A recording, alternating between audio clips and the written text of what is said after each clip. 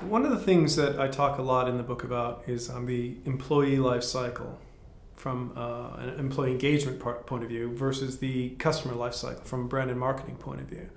And those things, again, have been looked at very separately in most organizations when in fact they ought to lie side by side. So I think one of the really powerful tools that you can take away from reading the book is how do you get those two experiences to line up better. So from the employee experience point of view, you think about the journey that a person goes through when they're going to join a company. So first of all, they have some kind of an idea about the brand, the reputation of that company. What does that company do? What do they stand for? Do I like them? Do I not like them? Then they might think about having an employment relationship with that company. So suddenly that brand shifts focus into, okay, it's now what some people call an employer brand. So what would that place be like to work for or with? You know, you might think of a big soda company as having a kind of reputation in the marketplace for something, but working there might be a very different kind of situation to consider. So that needs to be managed in a really planned and consistent and aligned way.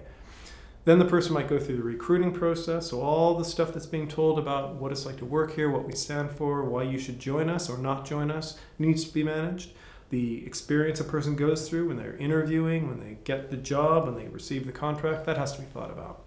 And then what about that time period between when they sign the contract and when they actually join the business? There's all the onboarding, the first 100 days, you know, that's a really critical part of the experience. And again, it has to tie back to the core idea that is behind the company. Otherwise, it's very easy to lose people and get them distracted, or worse still, promise something and then not deliver it. Then, of course, the person goes through their career, whether they're there for a year or 10 years or 15 years. How do they get trained? How do they get developed? How do they advance their career? What kind of tools and support do they get? What kind of communications do they receive? What kind of engagement activities do they get involved in? And then someday they're going to leave your company. And again, it's really easy to get this wrong because people don't realize when a person is thinking about leaving the company, that person is going to become either a brand advocate or a brand assassin. So if they're treated well, for whatever reason they're leaving the business, then they're going to become an advocate for the business, which takes us right back to the reputation of your brand. So it's a bit of a continuous cycle. So if you think about that as the employee life cycle, that's one way of looking at it. That's the talent management side of it.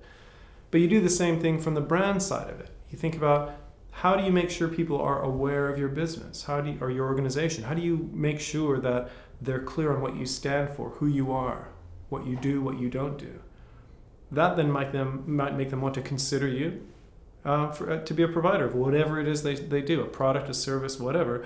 They want to think about, okay, I'm going to put them in my consideration set. I know they exist. I know what they stand for. I'll think about using them. Then you have to figure out how to get them over the line in terms of buying or trying the service, and then the experience that they have as they consume that, whether it's a service or a product. The use of the product, the experience of the service is really, really critical.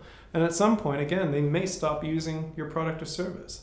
How you manage that is really, really critical because it comes full circle back to your reputation.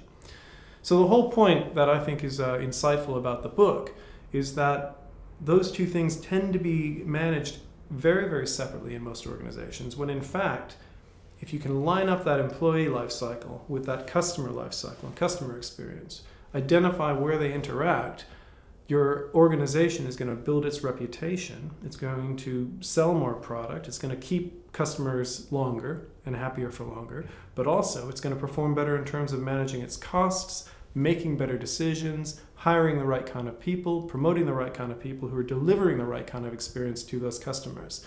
So again, long-winded way of saying it, but those two things can actually lie side by side. And that's what brand and talent is really about.